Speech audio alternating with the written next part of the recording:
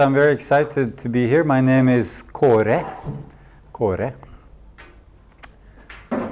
And I've been coming to Cape Town for 22 years, actually. And the last 5 years or so, 7 years. 7 years. I've also been offering some trainings and workshops here. Before, I was coming mainly for private reasons, for holiday. And this is the first time I have a workshop in this kind of setting, so I'm very excited. Yes.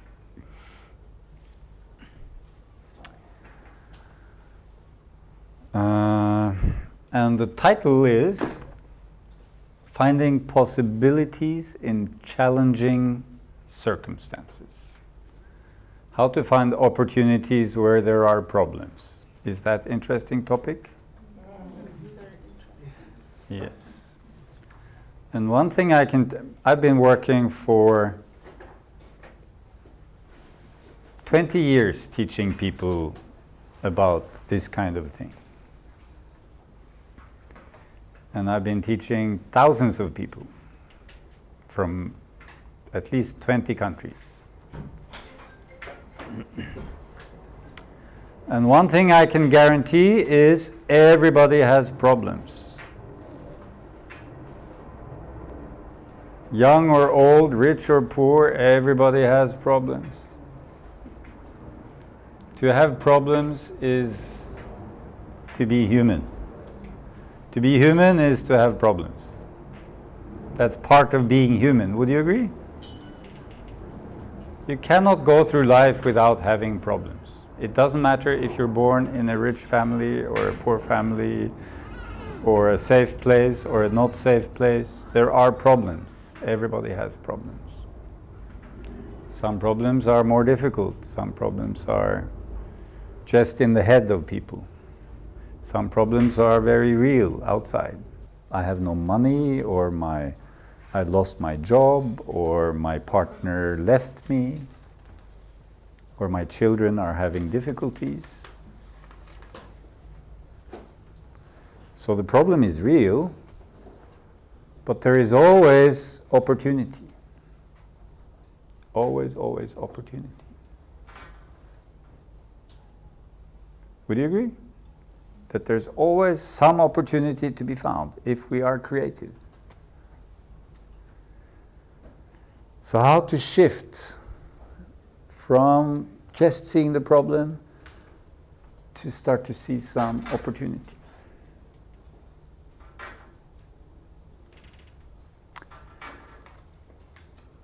Now,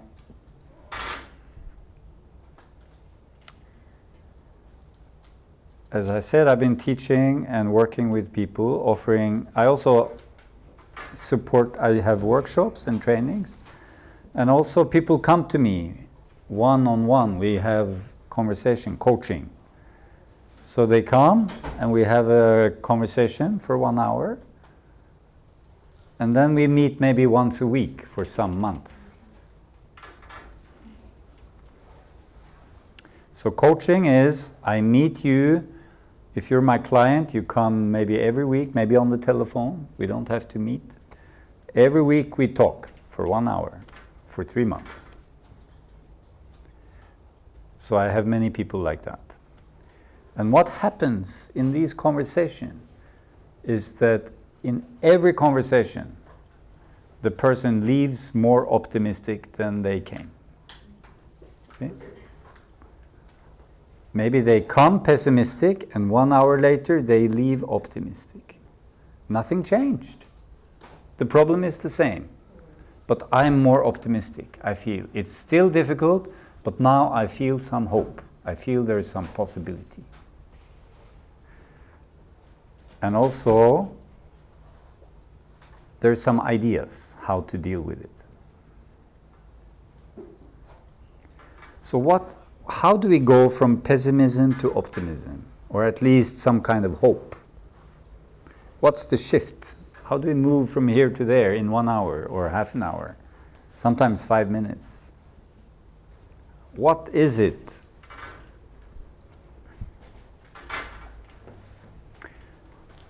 And the way I work, maybe we can pull that thing all the way up so it doesn't make this sound. That's a possibility. There's a problem? Found a possibility. Look for a possibility. So instead of just accepting this sound, we find a solution. We change it. Welcome. You can sit on the floor if you want, if that's okay, or there. So what I'm doing now is just introducing, like warming up a little bit. So I grew up in Norway, in Oslo. When I was 8 years old, my family moved to the Philippines. So suddenly I was living in the middle of Manila. I came from a very quiet neighborhood outside Oslo.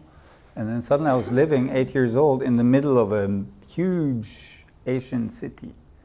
And it opened my eyes that the world is very rich. It's very different.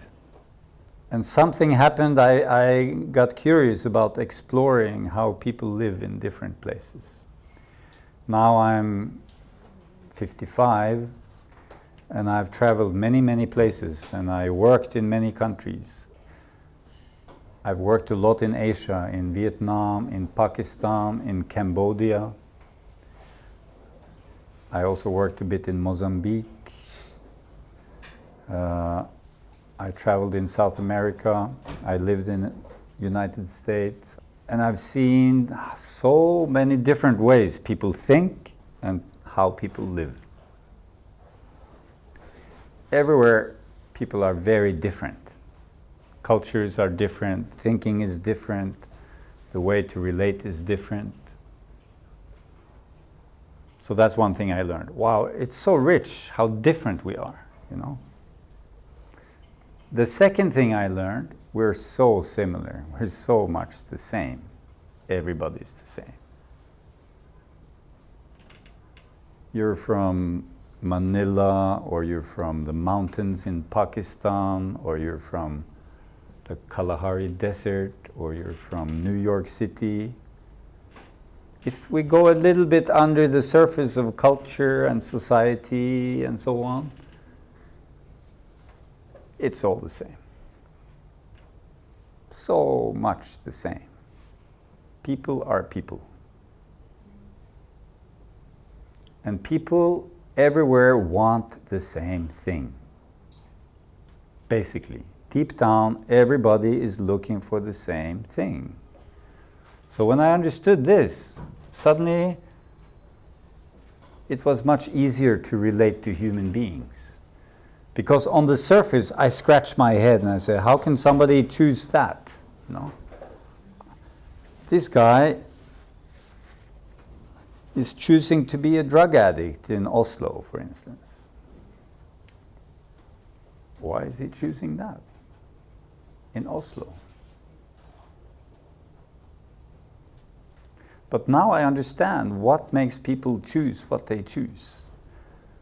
Everywhere, in every country, and everywhere, every age, people are choosing because they are looking for the same things. They're just using different ways. So what are they looking for? What are we looking for? See, I know what everybody is looking for. Because I am the same as you. We are all the same at some level. So I want to ask you, welcome to the last people. I want to ask you, what are you looking for in life? What are you looking for? Just one word. Let's hear some. Satisfaction. Happiness. Connection. Peace. Love. Success.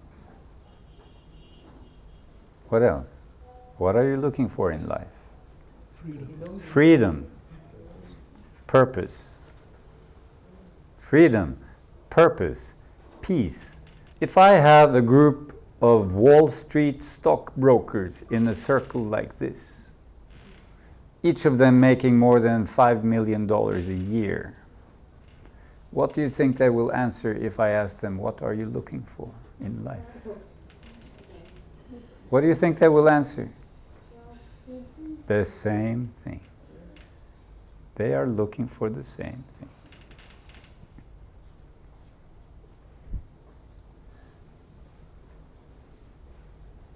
Isn't that interesting? Everybody is looking for the same thing. Somebody's looking for it by being a stockbroker on Wall Street. And many of those guys are not finding it. They are not finding it.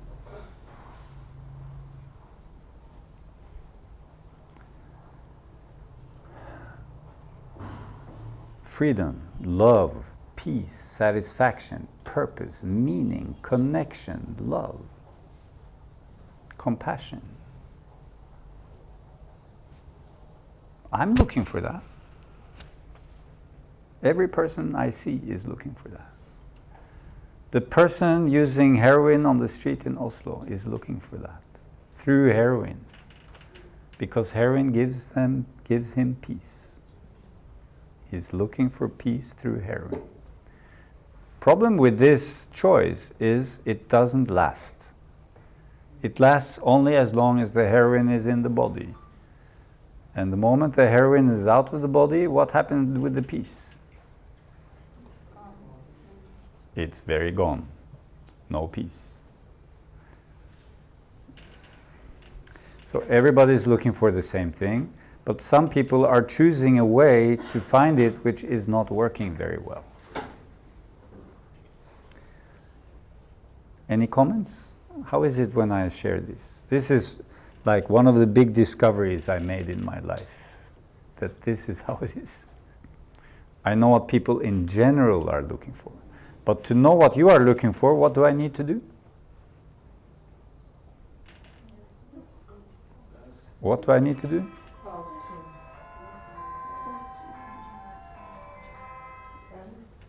I need to ask her. I need to ask you. What do you think is the first question I ask when somebody comes to me as my client? I'm a coach, so I support people. They come to me for the first meeting.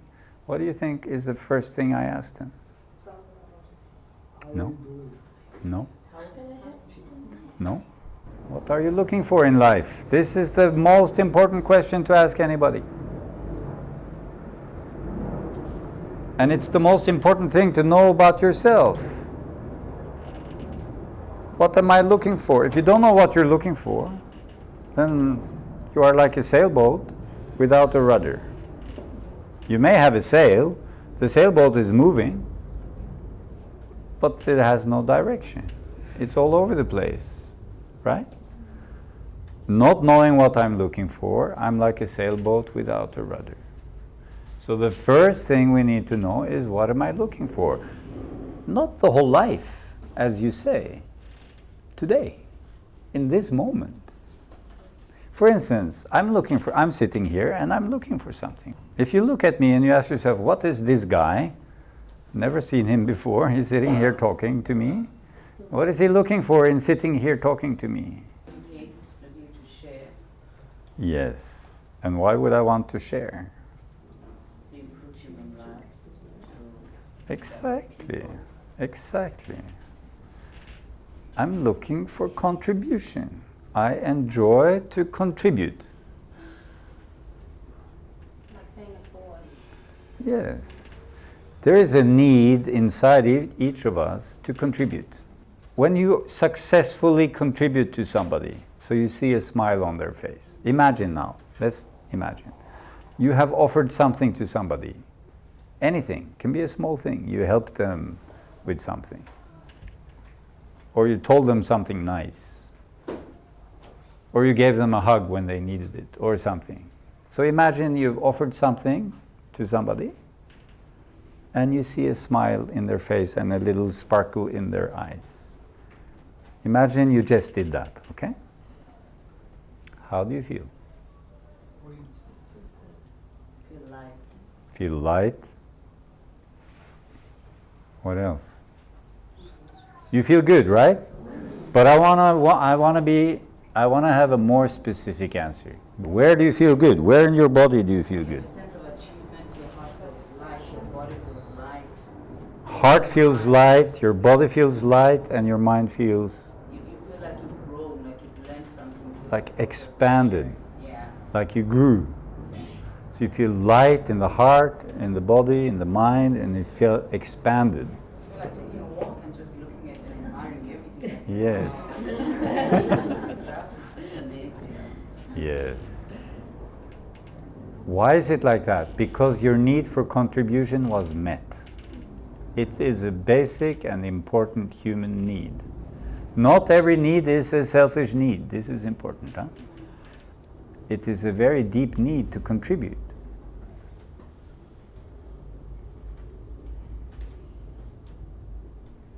And freedom is to contribute when you want to contribute, not because you should contribute. You know the difference? To contribute, I don't sit here because I should. I sit here because I choose. And I choose because it's fun, because it's enjoyable, because I want to. I don't have to be here.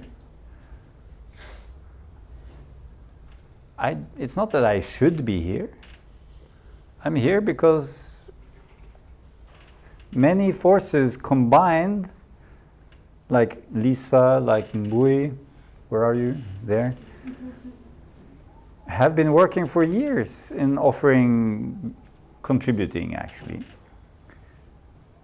And I'm inspired when I meet other people who also enjoy the game of contributing. This is a fun game to play in life. And that's why also Leszek and I are friends now, because he also thinks this is a great fun thing, how to contribute. And we kill this need, we kill the joy of this when we go into should and must. I must. I must help my aunt. I should help my brother. I should help my friend. I'm tired.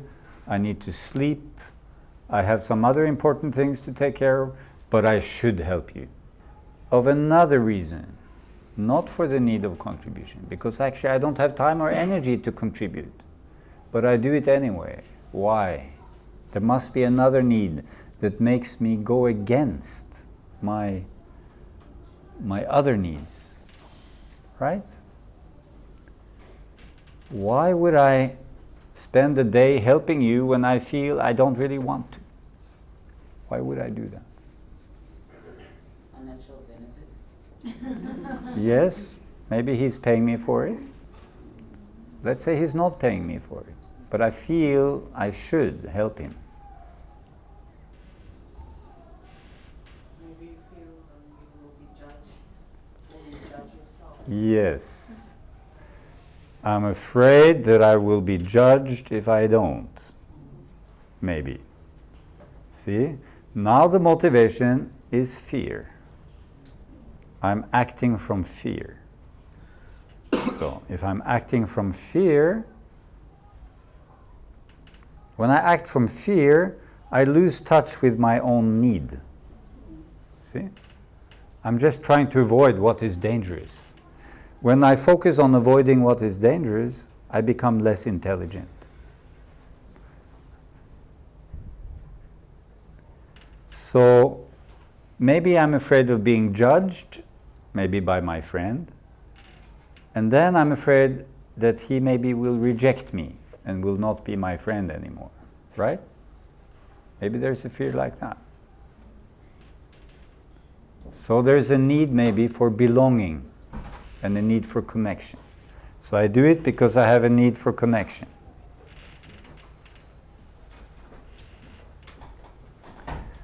So the point of this story is, when we act from being in touch with what I really need in the moment, then there is more clarity, and I can tell my friend, I really want to help you. Today is not a good day for me.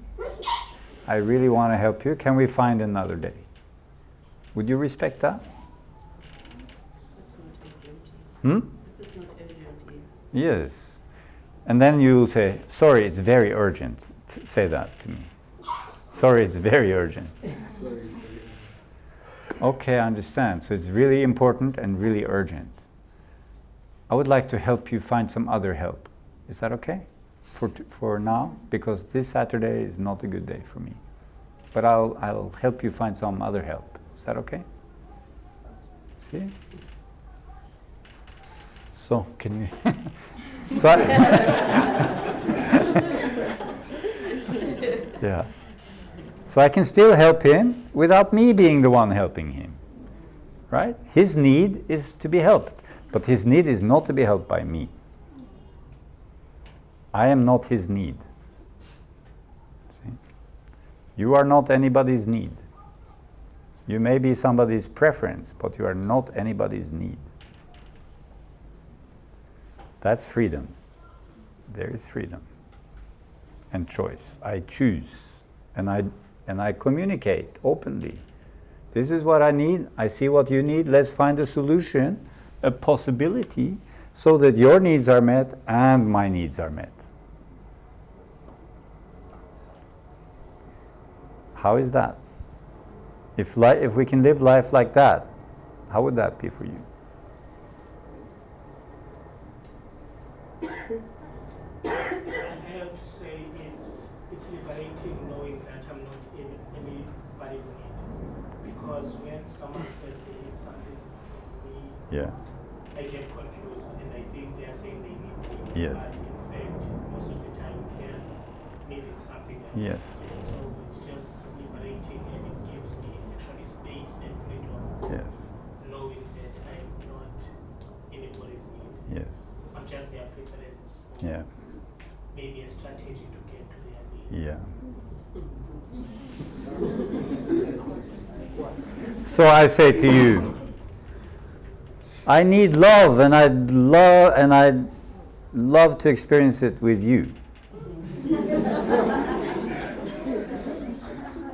I need love, and it would be wonderful to experience it with you. So that's one way to speak. Another way to speak is to say, I need your love. Which one feels more liberating for you? Which one feels lighter and more fun for you? Exact, the first version. The first one. I own my need and I own my wish. See, we got to separate between need and wish. This is what people don't do. In every country and every place I go, I see people don't separate between need and wish. Then we get in trouble. I would like to invite you guys to do a little exercise. Now, the way I do exercises normally, I invite people to sit together 2 and 2, facing each other. And it's nice to do it with somebody you don't know. So this is also an opportunity to meet somebody new. It's a little bit more scary sometimes. Safer to do it with your best friend. But sometimes when we do it with our best friend, we just go into the old way of chatting. Oh, no. And we start to gossip or something. The idea is, the exercise, you're going to practice to be a coach, actually. Very simple. Because the most important coaching skill, I'll tell you. Do you want to hear the most important coaching skill? The most important coaching skill is to keep the mouth closed and the heart and ears open.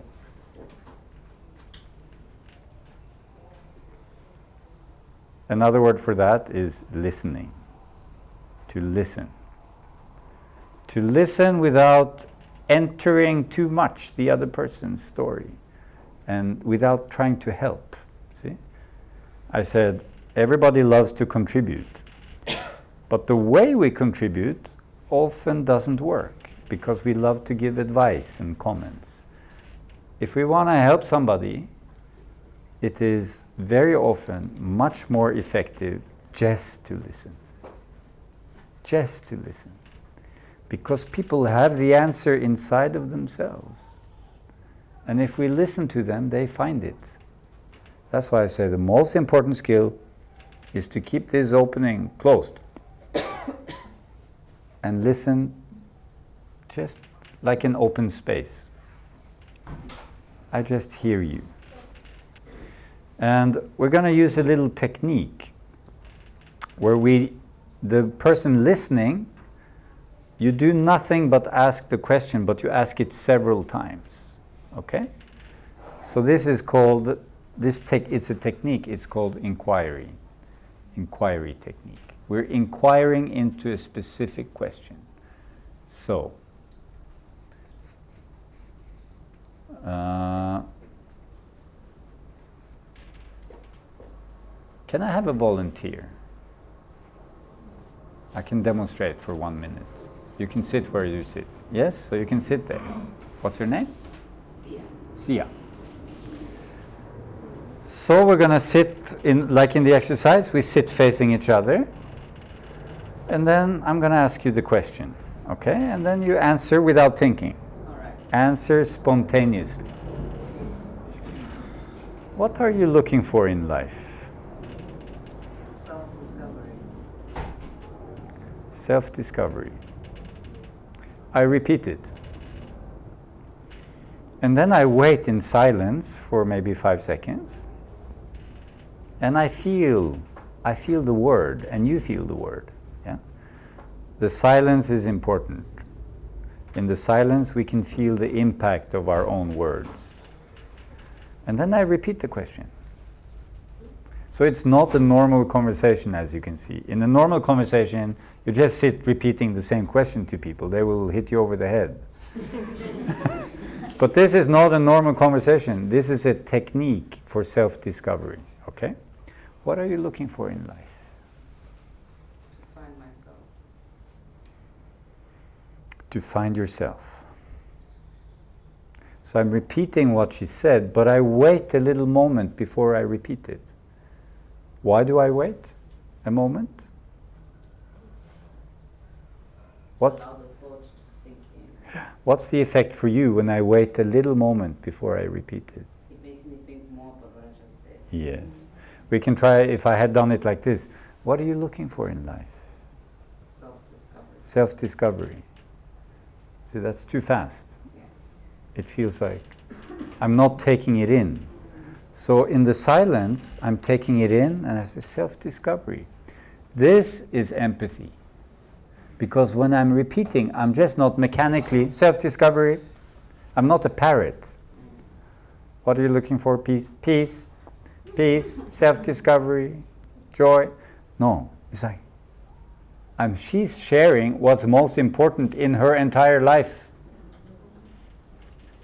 That's a big thing to share with me. It's a gift. I'm receiving a gift. I'm entering something really important for you.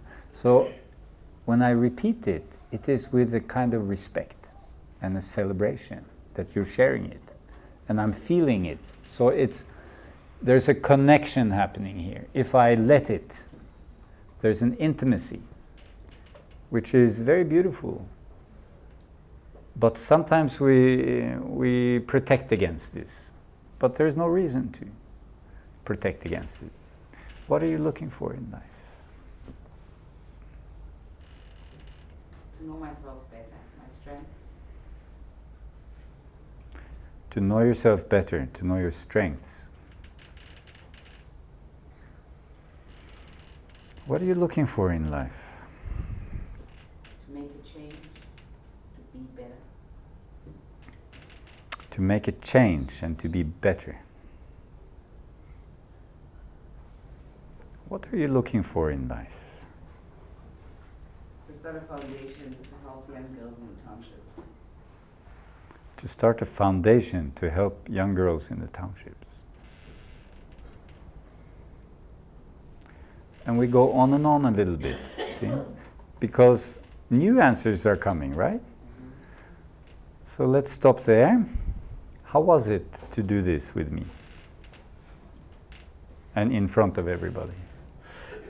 Okay, I'm just going to share a bit of this. I've read a book by Yeah. who's written on this technique, who's Yes. written on this science. Yes. I smiled when you first did the exercise because now it's like everything that I've been reading is coming into practice and I have a live coach in front of me. Yes. That's actually doing the activity. It's different when you read it. Yeah, very different. It's so real. To read the menu and eat the food is not the same. Also, No. it's real, and I'm glad that I jumped and Yes. participated. It feels like my thoughts are valid, my ideas are worthy to be heard. It feels I'm in the right place and I'm doing the right thing, Mm. and it's contributing to my growth and my learning. Right. It feels good to be heard. It's nice to know that someone is listening. Yes. It's nice to be given respect in the space to feel that whatever it is that you want to share is valid. Yes. And your ideas are not out of this world. They're not Yes. too big to comprehend. Yeah. It's not just a phantom dream. It can Yes. actually happen. Yeah. It feels amazing to be part of this room and to Yeah. be here right now and to be sharing this. Nice. That's a lot in in a 1 minute, 2 minute exchange. That's a lot. Huh? You put a powerful question together with deep listening, and you have this kind of impact. It's not rocket science. It's not complicated. Anybody can do it. You don't need to have a lot of training to do it. You just need to understand the basic idea that what people want and need more than anything is to be taken seriously and heard, and to get a good question and then to really be heard. This is very powerful. What can be a little bit scary is the power. Power is scary. See? We want power, but when we get it, it's a little bit scary. Can be. But let's taste this food, okay? So if everybody can stand up for a moment. Okay. So you can guide them a little bit. Okay. So close your eyes for a moment, yeah? So we're going to do a repeated question. And the question is, what are you looking for in life? The listener, the only thing you need to remember is this question. And I invite you to not change it. Stick to this formulation. What are you looking for in life? And then the other person, don't worry about giving a smart answer. This is not some kind of exam. This is playful. See what comes. Maybe you're looking for a good cup of coffee, then say that. I'm looking for a hug. I'm looking for the ultimate meaning of the universe. Whatever comes, it can be coffee or the deepest purpose or love. Because it's a bit like the more we answer, the more comes. And the listener, relax and enjoy. And then you hear the answer and you repeat it. So in the beginning it may feel a little artificial, but then you can get used to it. Maybe. And just play with it. Okay, so connect with each other. Just sense the meeting is happening here. You can look at each other. And if you don't know the name of the person, you can begin asking the name, and then you begin the exercise until I ring the bell, and then we're going to change. What are you looking for in life? Repeated question.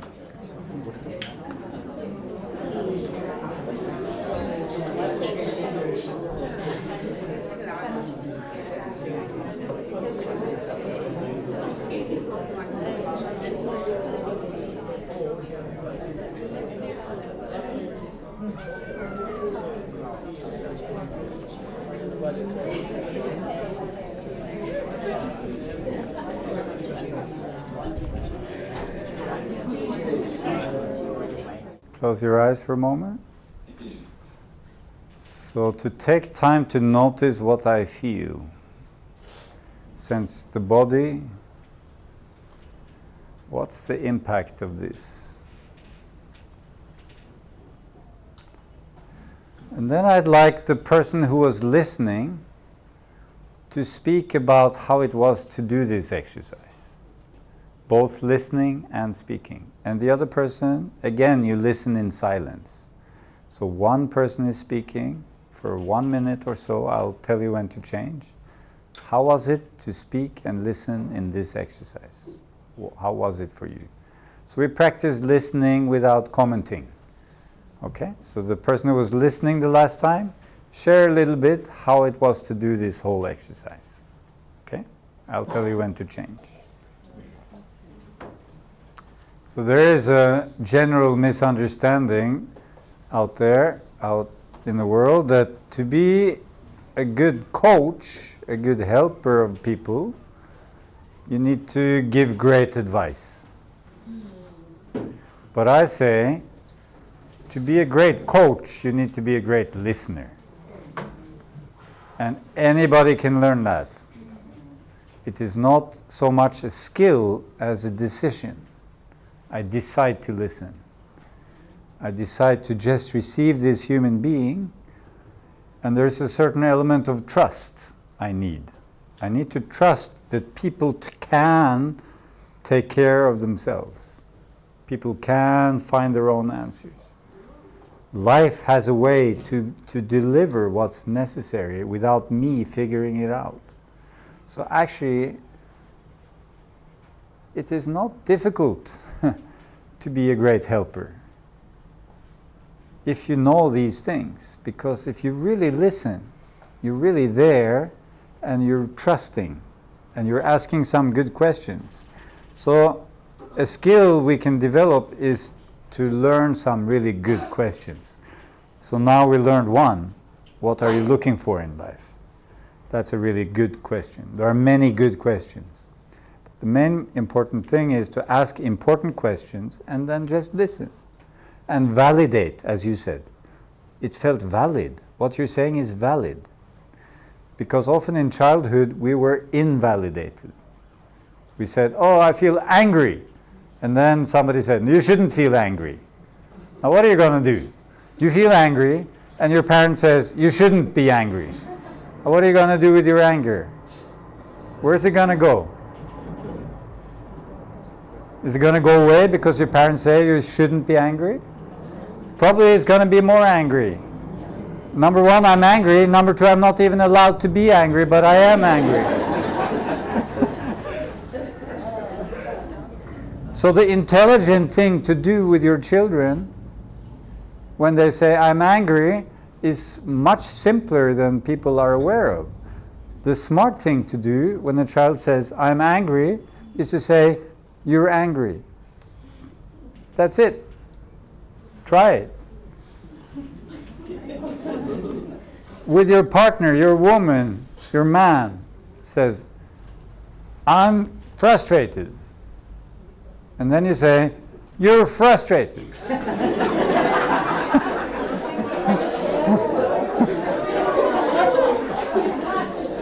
Validate the feeling. Validate people's feelings. It works. It works. Validate people's feelings. But to do that, we need to learn to validate our own feelings. My feeling is valid. I am valid. See, when we say my feeling is valid, we are saying I am valid. I have a right to exist as the way I am. Feelings come and go. When we don't validate them, they have nowhere to go, so they get stuck. Now we're angry because we weren't allowed to be angry, so now the anger is stuck, and we're going to be angry for a long time until we meet somebody who validates, yeah, you're angry. And maybe I even say, I would also be angry in your shoes if somebody did that. Me too, I would be angry. You're really angry. Because you're looking for, and then I say the need, because you're looking for support, and that was not given, and you're angry. So you link the feeling to the need. That's magic can happen immediately. Then you shift to possibility, see? So I don't say, you're angry because Frank didn't show up. Maybe I say that, but I go further. I say, you're angry. What need was not met when Frank didn't show up? Need for support or need for respect, you know. I had an appointment at 3 o'clock. This person didn't show up, didn't call me, didn't send a message. I'm angry because Frank didn't show up. No, it's not really the reason. The reason is the need. The reason for our feelings is the unmet need or the met need. So you go to the need. Then you shift to possibility mind. You're angry because you had a need for respect.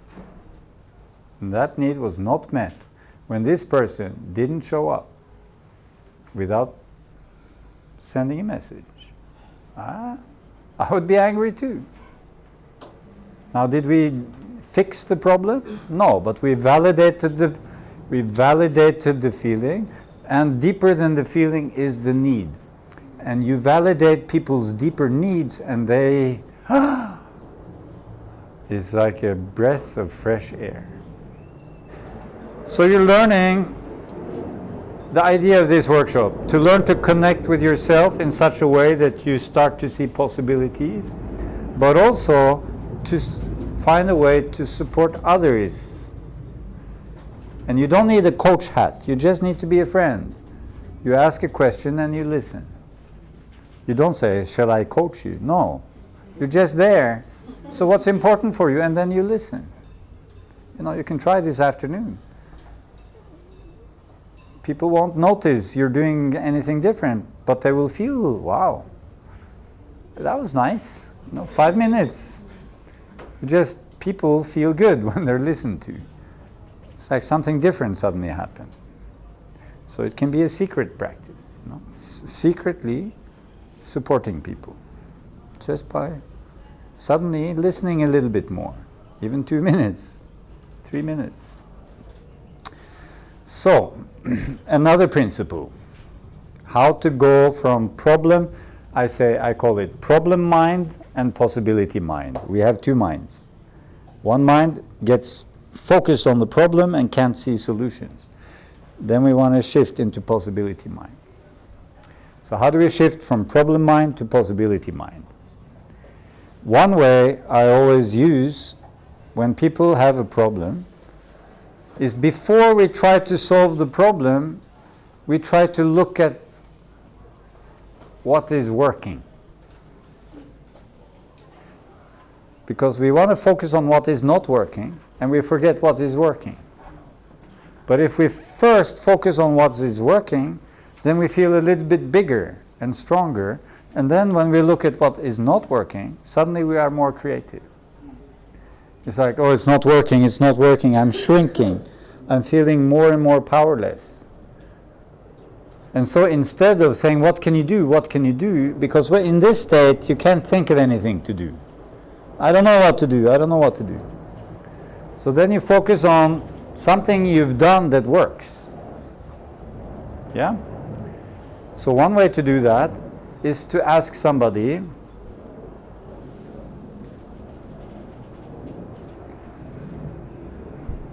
tell me about one time you had a problem and you found a good solution. In the last, let's say, few months. Let's take an example. Can I have another volunteer? Any brave volunteer I can do an example with?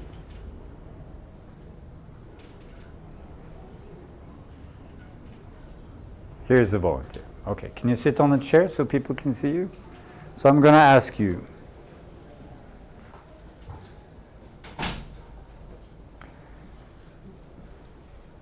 Did you face a difficulty over the last few months? Like a challenge that initially you felt, I don't know what to do. You had a situation like that. And you found a solution. Yes. Can you describe that for me? What was it, the problem, and what What was the solution and how did you find the solution? Okay, so currently I'm unemployed Yes. and I live at home with my parents. So sometimes I get really like financial stress, like I get really stressed, and I'll allow my emotions to take over. So then I'll just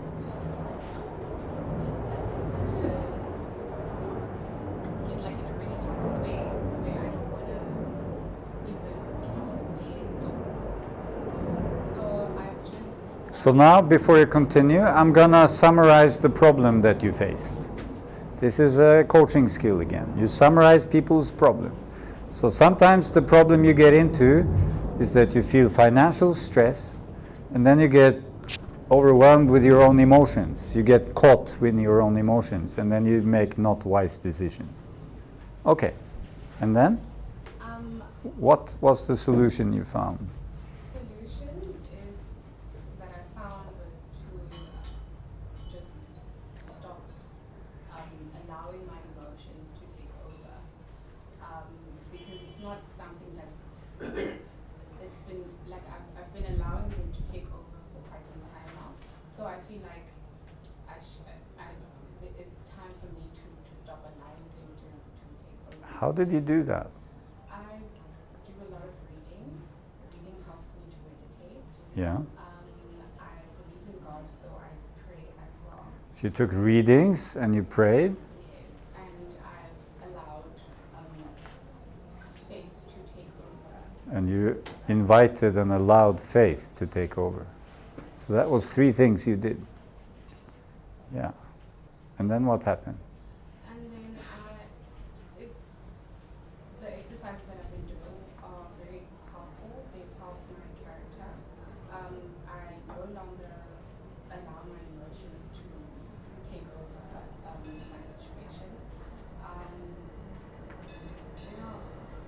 Yeah. So then you're more connected with yourself. You don't feel so much stress, it sounds like. So you maintain centered. By practicing these things, you stay centered even though money may not be there. And Yes. all that, so all the stuff that I read, I kind of, like when that feeling arises, I just sort of like go back to all the notes that I read and I speak to myself. Right. Let go. You go back to what you've read, you speak to yourself, and you go back to centeredness, calm. Thank you. So how was it to share this with me and the group? How do you feel now, having shared this? I feel okay. Yeah. Because I know that I'm not the only person that's going through this. Yes. So sharing is good. Sharing is helpful for me. I know that. It's helpful for you to share. Take care of yourself in this way when you start to feel stress. How is it to know you have that capacity, those skills? For me, it's really just a blessing because A blessing. yes, because I never want to go back to that depression mode. Yes. To start victimizing certain things and making excuses for my actions. So I feel very blessed. You feel have blessed. that right now. Yeah. See, what did I do in this exchange? I helped you describe how you dealt with the problem in a good way. That's all I did. Did I give any advice? I didn't give any advice. Right? Did you miss my advice in this exchange? I don't think so. We want to support people in a way they feel empowered afterwards. I'm just, with my questions, validating, in a way, you are validating your own capacity by sharing this story, right? And I'm validating it by receiving it, right? So if somebody is really in a difficult situation, that's one thing we can do. We can help them see some some power they have had before. When they speak about it, some of this power will come alive, yeah? And they'll feel more strong. Wow, yeah. So shall we try that? So you can decide who begins as the listener, okay? So this is a little bit more advanced because it's not just one question. But still, it's quite simple. What you're supposed to do in this exercise is tell me a problem you had that you overcame, and tell me what you did to overcome it. And tell me how you feel now that you've shared this. And you keep repeating back. Again, you're not adding your own, you're like, okay, so the problem was this. Okay, so you did this and this and this. So that's active listening, but you're not adding your own ideas. You're like a mirror. I was like a mirror. I didn't add my own ideas. Well, didn't you think about doing that maybe? Why didn't you do that? I would have done it like this, but me, I do it like that. You keep yourself out of it. The listener is like a mirror. I ask and I mirror. I ask and I mirror. That's very empowering. Want to try it? So a problem you had, specific one, and how you overcame it. So choose one that you somehow managed to solve in some way. And describe it. And describe what you did to solve it. Okay? So decide who is the listener, and we'll change after maybe 5 minutes or so.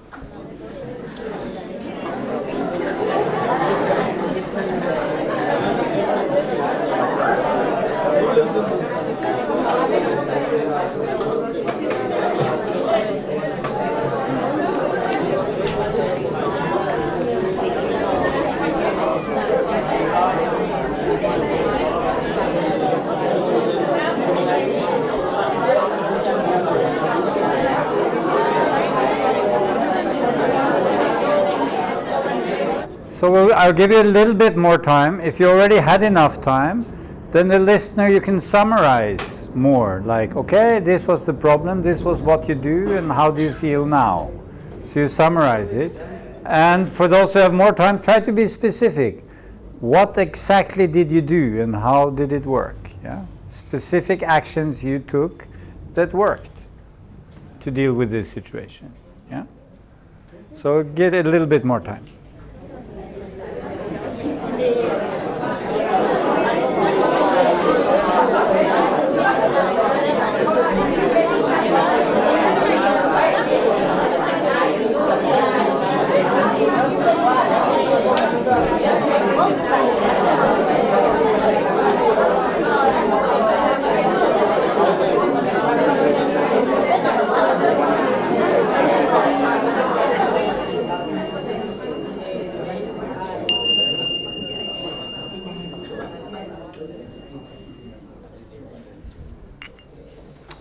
So I invite those of you who have spoken about how you overcame the challenge to just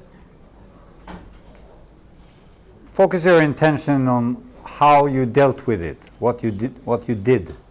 Yeah? How does it feel to see that you dealt with it, you made some positive impact on it? How is it to speak about that? How is it to see that? Can I hear? You kind of feel more empowered and more in control of your own life because you're taking the problem, you're unpacking the problem, and you're trying to find a solution. Yes. Sometimes we, as humans, we try to seek validation and affirmation. Am I on the right path? Am I doing the right thing? But we know how to unpack a problem and Yes. address the problem. Yes. And you described the way you did that before. Yes. Yeah, also? Yeah. So you feel empowered when you really see that you're in control. Often we are not in control over the problems we face. Have you noticed? We don't choose to somebody steal our money, for instance. It's not my choice. Right? But it is in my power to find a way to relate with this problem in different ways. This is always in my power. See? So it's empowering to see that I have power, maybe not over the problem, but how I deal with it. I have some power. See? So you tell me a problem. Oh, I lost my wallet with all my cards and my phone. If I immediately say, well, you've been through problems before and you can manage. See? Is that very comforting to hear? No. The first thing I would do is to validate the pain of losing your wallet and your phone.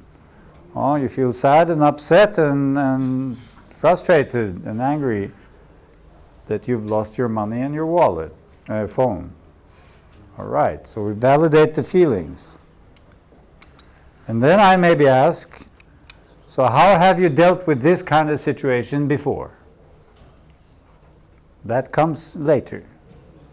Have you dealt with anything similar before? Did you manage then? What did you do? Well, yeah, it happened 5 years ago, and then I did this and this and this. Okay. Do you see any possibilities now? Suddenly the person sees some new possibilities. Right? Changing. But it comes from them, it doesn't come from me. I'm not telling them. See, to tell people stuff doesn't work very well. Have you noticed? To tell your kids what to do, does it work? Really?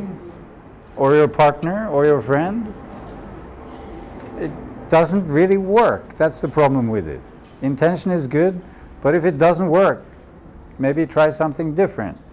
And the different thing we can do is let people discover their own answers. That's coaching.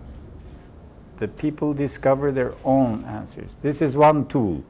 We only have 2-3 hours today, so I can only share a couple of tools. If we had a year, we could have many more tools. If we had a week, if we had a weekend, the more time we have, the more tools we can explore. But I'm giving you a principle that you can explore yourself.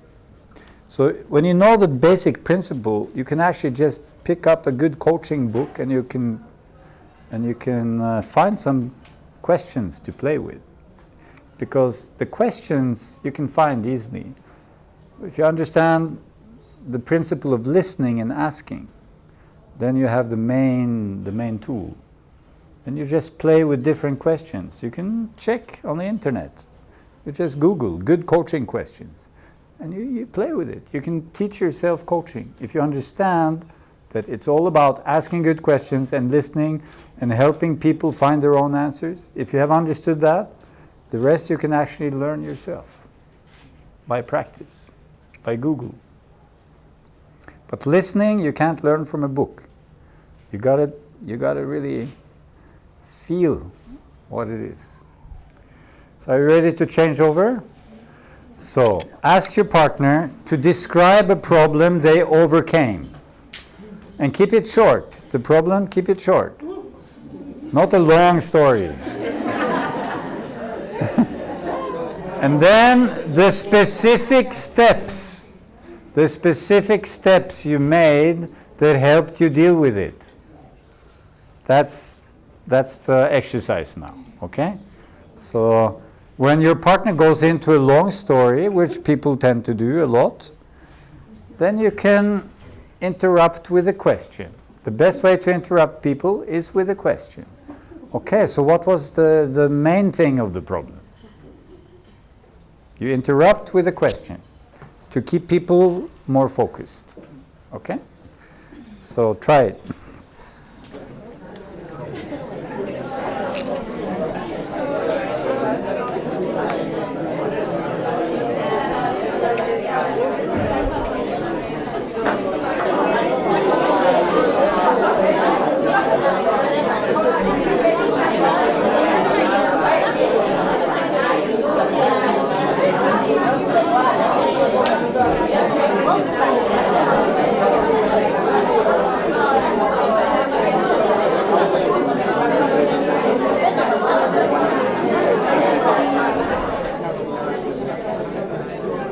Take a moment in silence again.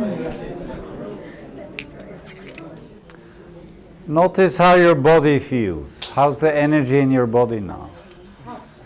So just feel it. Just feel it. Feel your chest.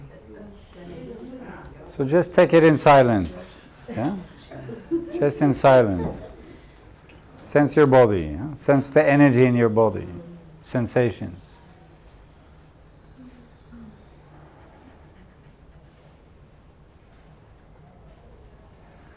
Sense your breath. So one thing we always practice, I always practice in my workshops with my clients, is to stop and notice what I'm actually experiencing in my body. This is so important. To continuously check in, coming home, check in. Okay, here I am. Here I am. And then find a way to thank your partner. Maybe a hug, maybe.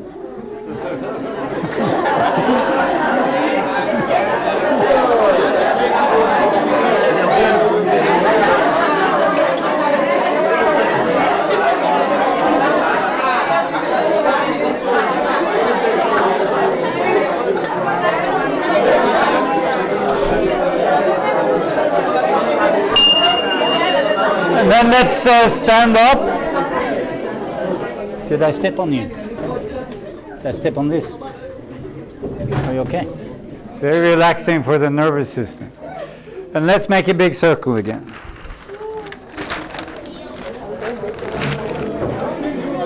Nice and big, fine paper. So we have half an hour more. And there's one more tool I want to share with you. Very powerful tool. We have 25 minutes. And then we're going to have dinner, lunch, I mean.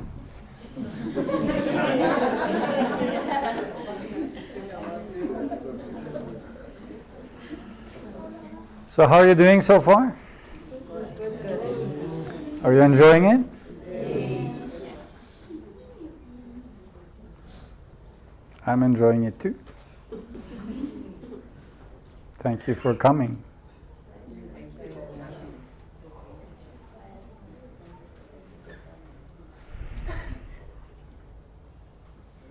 You know, I grew up in one of the safest countries on the planet, Norway, in a kind of middle-class family in the suburbs of Oslo with 2 brothers and a sister. It's very safe, good schools, had everything we needed, except there wasn't a lot of quality listening happening. Anybody can recognize that from childhood? See. There is food for the body and there is food for the soul. And one of the best foods for the soul is listening, to be heard. So even though I grew up in an environment where all the material needs were very well met, my soul was starving. At home and in the schools. You know, I went 18 years to school. 6 years in university, 12 years in other schools. I don't think anybody ever asked me, what are you looking for in life? 18 years in school, nobody asked the most important question. It's a bit strange. Everybody thinks there's like, you're supposed to do certain things, and there's a Zen master, Shunryu Suzuki. He's a Japanese guy who came to America in the 50s, and he thought the Americans were very open-minded. The Japanese have an old culture, sometimes it's a drawback. The Americans were like willing to try anything. So he started the Zen Center in San Francisco. And there's a quote by him which I love. He says, "The most important thing in life is to find out what is the most important thing."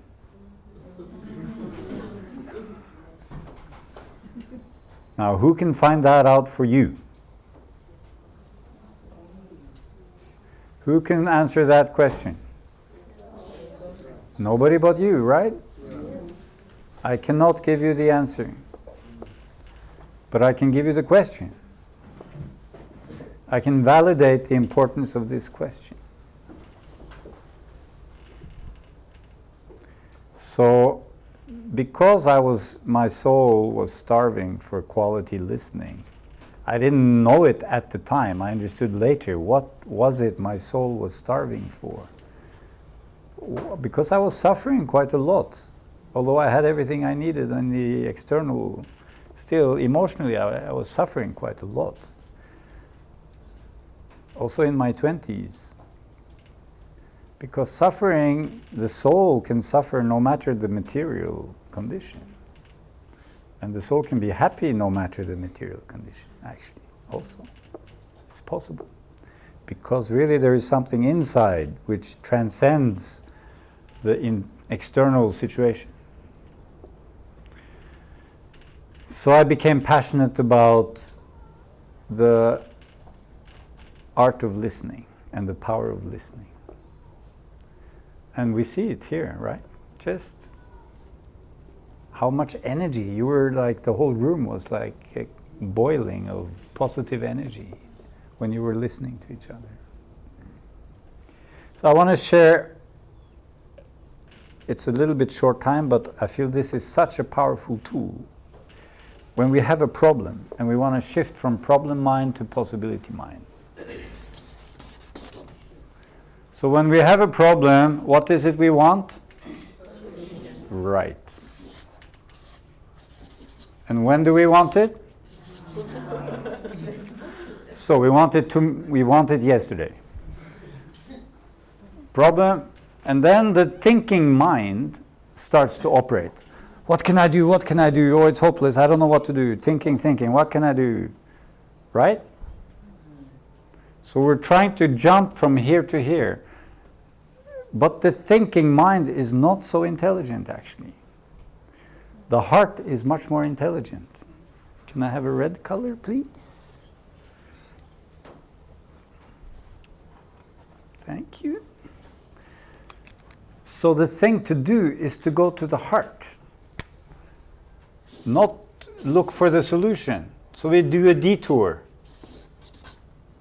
The heart is being.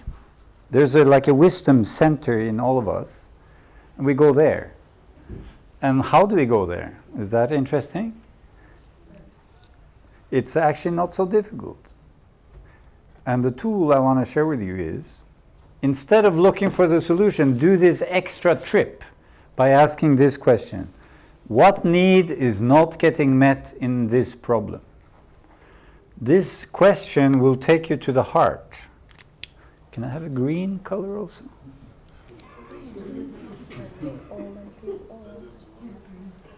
Thank you. This question, what need is not getting met, will take us to the right place where solutions can be found. Sometimes quickly, sometimes it will take some time, but it will take us there. But we have to understand what a need is. A need is a quality of being, a quality of life. So it's not an external thing, it's an internal thing. Like in the beginning we said, I need peace, I need love, I need freedom, I need connection.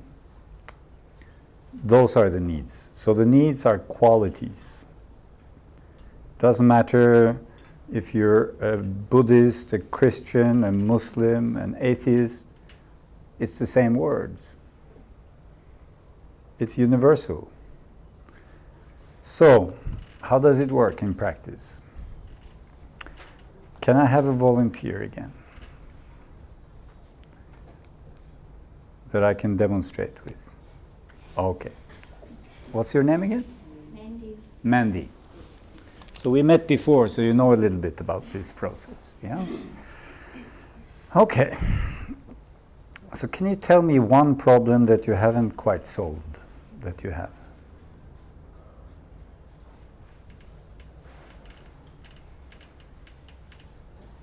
Something that disturbs you. Finding a working relationship with the father of my baby. Finding a working relationship with the father of your baby. Yes. So this is a problem, a challenge for you. Yeah? Okay. So just feel this problem for a moment. Yeah? It's important for you, right? To solve this. Yes.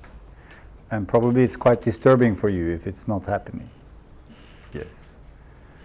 So feel the emotions of disturbance around that for a moment. So we need to validate those emotions. Yeah? It's natural to have disturbed emotions when something important like that is happening, right? Yes. So how is it to just allow those emotions to be there? At the moment I feel so uncomfortable. At this moment? Yes. You feel very uncomfortable. Can you say yes to that discomfort? Can you allow it? Just let it be there.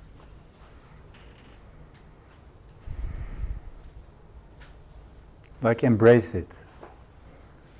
Like be the space for it. Is it possible? Yes? See, I'm not trying to change her feelings. Don't try to change people's feelings. Validate them. Help them validate their feelings. Embrace. See, that's my job, not to fix anything.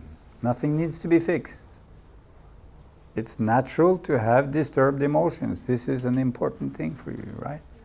One of the most important things in life. Yeah. So what need is not getting met when you don't have a working, functioning relationship with the Father? What need is not getting met then? Peace. What other needs would get met if you had a working relationship with your Father, with the Father?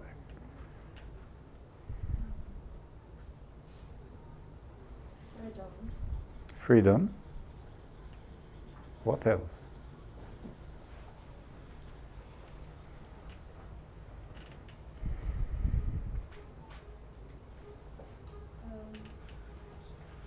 Healthy communication. Healthy communication.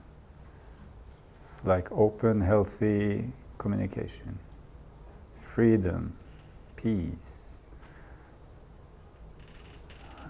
And I know also if we are a parent, I'm not a parent, but I know if we are a parent, there is a very important need we have, which is related to what I started with today. What is that related to your child? One child? Yes, One child. Girl or boy? boy. Boy. So what's your need in relation to your boy? Love. Love. What else?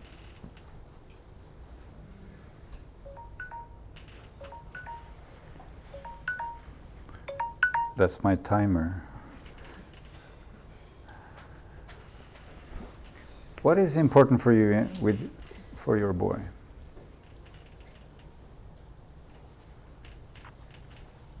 Safety. You want to provide safety. What else do you want to provide for your boy?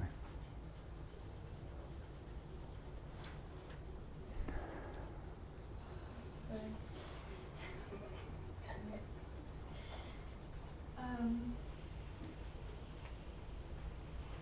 For now, I can think of love and safety. Love and safety. So you want your boy to experience love and safety. So you want to contribute to as much love and safety as possible for your boy. right? So feel that. That's what you're looking for here, the need. Yeah? So this kind of process is a bit of a meditation. Huh? We have to go slow to feel it. Yeah? You're looking for healthy communication, you're looking for peace, and you're looking for love and safety for your son. Right? Yes, so feel all those needs. What happens in you when you feel that?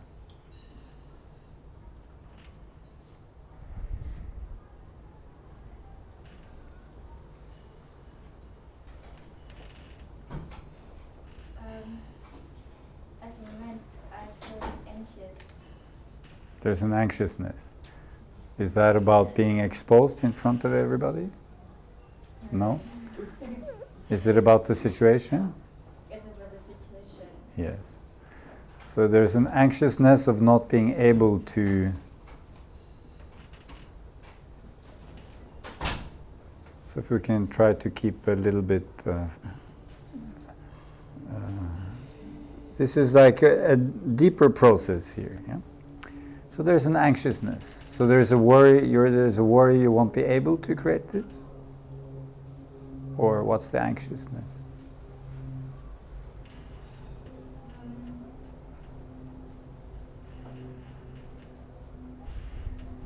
I don't know how to put it in words, but I just feel anxious, and I'm not sure if it's because of the situation or it's because I want a quick solution. Okay, so you feel impatient. Is it? Like an impatience to find a solution? Yes.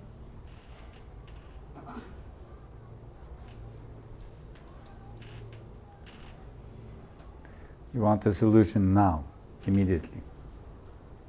Something like this? I love that. Yes. Okay.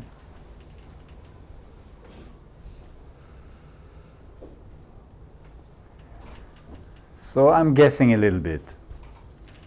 Is there a need for trust that the solution can be found?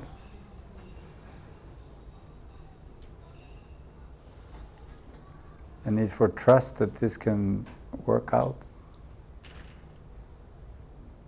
I think I do trust that it can work out, but I'm struggling with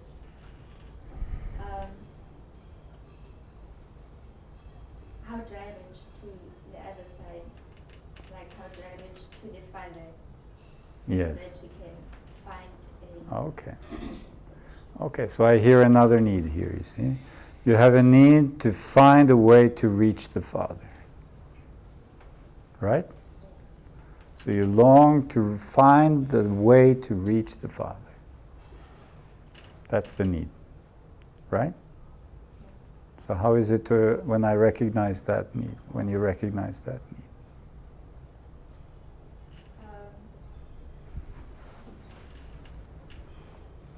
I'm still anxious, but now it's like decreasing. Something calm down a bit. Yes. Yes. See, we find the need and we stay with the need without looking for a solution. That's the tool I'm trying to share with you. And it looks like nothing's happening, but the most important thing is happening. She's starting to connect deeper with herself. Sometimes it will take some time, but we identify the important need, the need to find a way to reach, find a way in to reach the Father. That's what you're looking for, actually. What's happening now? I'm becoming like more calmer. More calm. Yes. This calmness for me is a very good sign. See, this calmness is the place where a solution will come from. Maybe not now. Maybe not in this exchange. Yeah. But feel the calmness. Where do you feel it?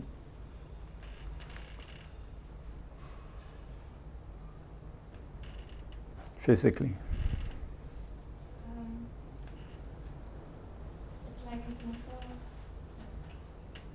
the calm sensations throughout A my calm sensation throughout your body. yes. Right. It's interesting, huh? We haven't found any solution, but you're feeling a calm sensation throughout the whole body. How is that possible? It's possible because we identified the need and stayed with it without looking for a solution. See, this is a bit, the mind, it doesn't understand this principle. Huh? It's hard to understand, actually. But it's moving from the head to the heart, actually.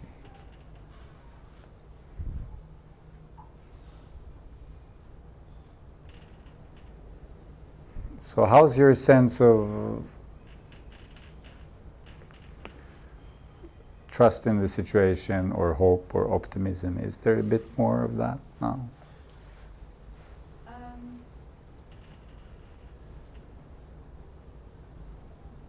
Now I feel like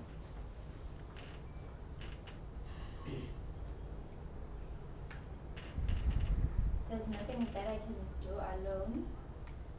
Right. Nothing you can do alone. Yes, but I am responsible for myself You're responsible for yourself. and my actions. Yes. You can do your best. Yes. Is there any support you could look for in this situation?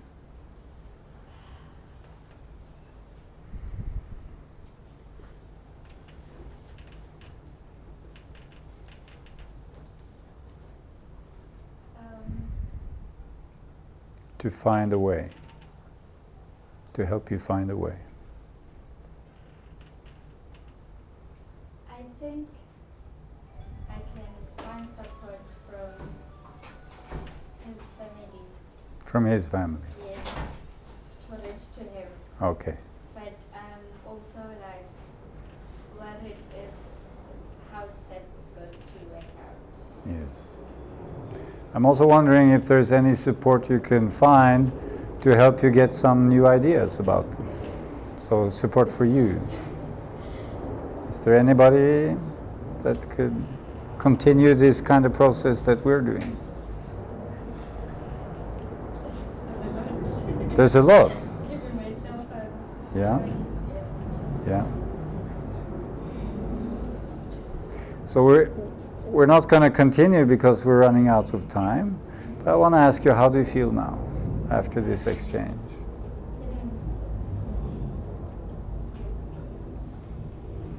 Calm and fresh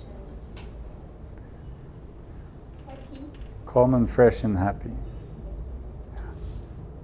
See, the state you're in now is what I call the possibility state. Now you're more in a possibility state. Yeah. If we had more time, we could go further, but now that's how far we could go now. If you want to help somebody else, help them.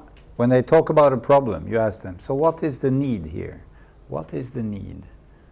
Because people can talk about the problem for a long time without ever coming to the actual need. Have you noticed? So one question. Okay, so what need is not met here? What need are you looking for here? You identify that and something starts to shift. So we didn't have time to practice this, unfortunately, but I wanted to at least put it out there so that you can maybe experiment with it. So, face the person next to you. What time is it now? 1:30 already. Yeah, one to now. Okay, so face the person next to you and share 5 sentences how this workshop was for you. Yeah?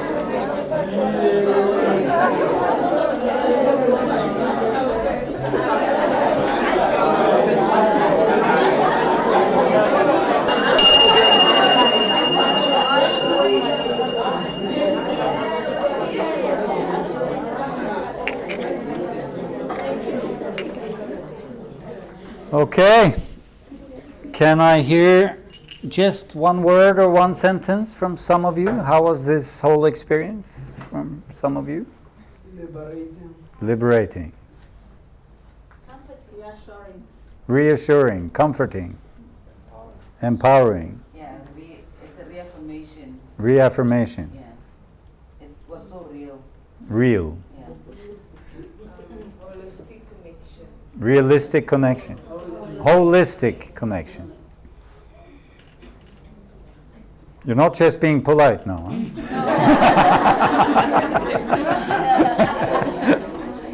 It was informative. Hmm? It was informative. Informative, Very informative. It was also boosting our self-esteem. boosting self-esteem, Worth our time. worth our time. That's important. That's the most important thing. And then also like the mere fact that we're not alone. We're not alone. And youngsters. We're not alone. I also feel like there's something that's restored in you. Restored in you. Mm.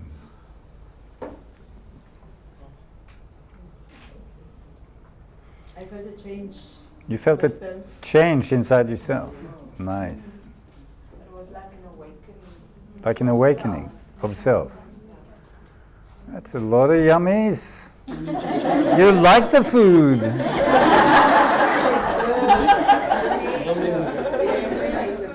As the chef, I love that you love the food. Nice